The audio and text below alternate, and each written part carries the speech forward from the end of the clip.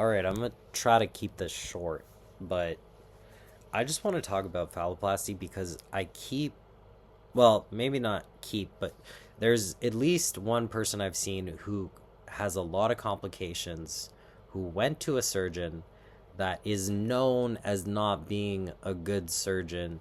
He used to be known as a good surgeon, and in fact, my surgeon left his practice because he did not agree with his lack of responsiveness, with the fact that he would promise things he could not deliver. So many things this guy has done wrong. He has over 9 lawsuits pending. He has settled out of court and put gag orders on someone who had over 30 surgeries. I'm not going to say the name, but you know who it is. And especially if you're Canadian and you're looking to go out of country, I would just suggest going to Dr. Chen. I know Dr. Chen, for some people, is not the best fit because he's very, very to the book and does not want to give you an 8-inch long, you know. But the reality of that is the only complication I experience, because the reason I'm making this video is I heard someone say, you cannot have phalloplasty without complications. I did experience a complication, but I don't even consider it one because it was cosmetic necrosis that didn't even end up being cosmetic. I have no marking from it whatsoever. And the only reason I got it was because I didn't have a caretaker. So I was taking care of myself the entire time. I had someone helping me from Reddit.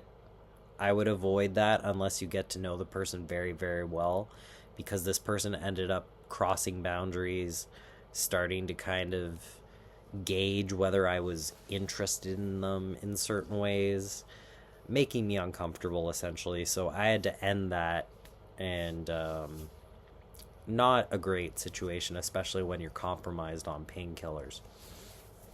So while Dr. Chen is gonna go with your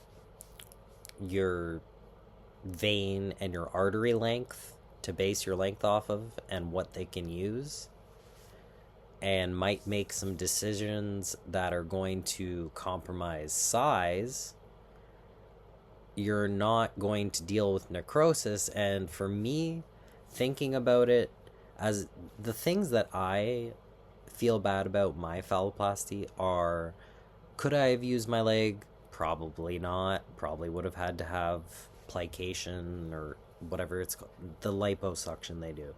I also don't know if my veins would have been compatible. I never had a leg scan because I knew that the sensation for RFF has been studied to be and shown to be better, supposedly. And for myself and everyone that I know with RFF, we all have good sensation. So I don't know. I can't compare it. So I'm not trying to say one over the other, but surgeons do say that RFF does have a better sensation ability because of the ability to graft more nerves. So I went with that, and had my surgeon ignored the fact that I didn't have enough blood supply in terms of the length of my artery and decided to go for something that's 7+ inches, I think it would have been a worse mental outcome for me had I come out with 7 to 8 inches and then had possibly half or more die. So I think they made the right call in the end. I know everyone's body's different, so if you did everything, you researched your surgeon, you exercised, you ate healthy, you took vitamins, you stopped vitamins and medications you weren't supposed to take before, you didn't drink before. I knew a guy who said, oh, I didn't do anything, but he drank 3 beers the night before his fucking surgery, so pardon my language. So, yeah, you're not supposed to drink alcohol. Of course you're going to get a hematoma. Alcohol is a blood thinner. Just to try a different flavor of beer, really, it's not worth it. If you did everything right, I am not trying to downplay that. And obviously, everyone makes mistakes. So even if you make a mistake similar to what I just said, I'm not trying to say you deserve complications. I'm just saying you might be more apt to have them. What I did was I went on a plant-based diet for over a year. Well, I've always been kind of plant-based, but I went super hardcore in terms of healthy plant-based, not junk food plant-based. And I already had a job that was very active. I was portering, so I was pushing patients in the hospital doing 30 plus kilometers a day. And then I would run in the mornings before work, run in the evenings after work, bike to and from work, do weights twice a day. And in the summer and spring, I would skateboard. So a lot of physical activity and making sure my diet was on point, taking supplements, vitamins, collagen after recovery.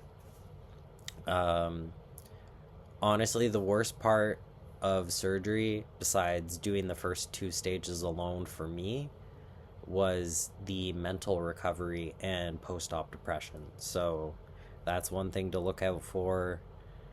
Some people don't get it. My ex did not get it and just ended the relationship, but there were other things going on in that you know would have happened anyway, so it's not really that big of a deal at the end of the day because we would have separated either way. um Although I do think that my post-op depression put too much pressure on my ex. So yeah, be aware of that and try to find as much support as you can. I'm just putting this out here to say, research your surgeons, please, please, please, because everyone I see with the same damn complications are coming from the same surgeons, whether it's Montreal or somewhere in the US. And if they don't have urology, if they don't have hand specialists, if you're going for RFF, if they don't have vascular surgeons or not neuro, but surgeons that know neuropathy, do not go for it. If they only have cosmetic degrees, don't do it. That's why there are so many people, because people are just desperate to get it done. It's better to wait. I know I said age is a factor, but you have a better fighting chance to have it at 27 or 28 than to just go for the first thing at 18 and go to the first available surgeon who only has a plastic surgery degree.